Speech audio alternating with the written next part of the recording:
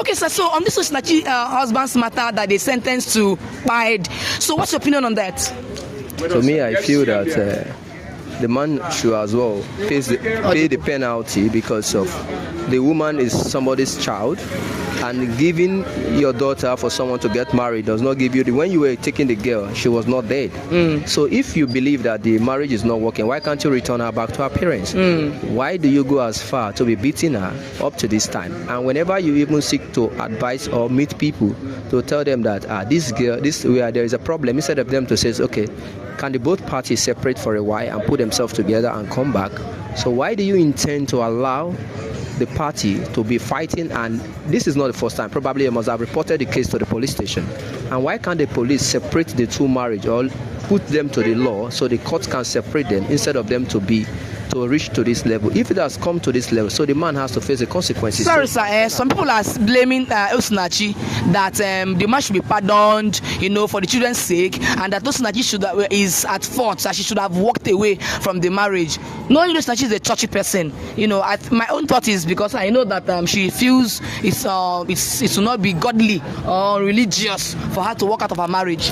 What's your take on that? According to, if you look at it in this scenario, she don't have to be blamed, but where the blame comes out from is from the pastors, because most of them really know what is going on in people's house and in people's marriage, because most of these women or men, they defile on their pastor before they take an improvement in some certain things that they do.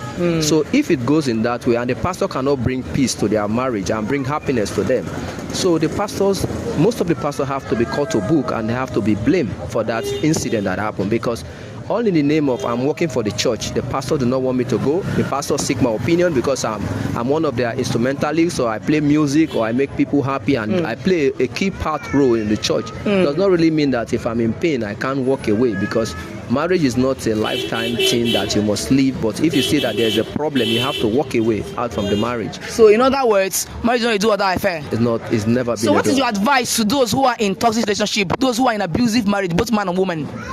If you are in an abusive marriage, I do believe that most women knew what is going on, because when you are dating a man, there must be a character the man must display.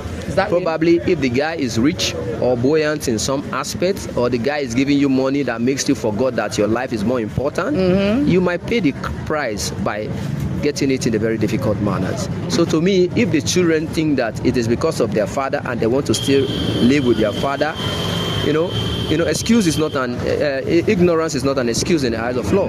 So bear it in mind that any consequences that comes, let the father face it, and the children can still grow. What about if the father are no longer living? The children will grow, but it will be difficult for them to grow, but they will still survive. That's what people are saying, that for the sake, that it will be bad for both parents to be quiet. It's all about because of sake. It's because of that man. If you allow him to go scot-free, the man will still get married to somebody else again, and that same thing might still repeat himself.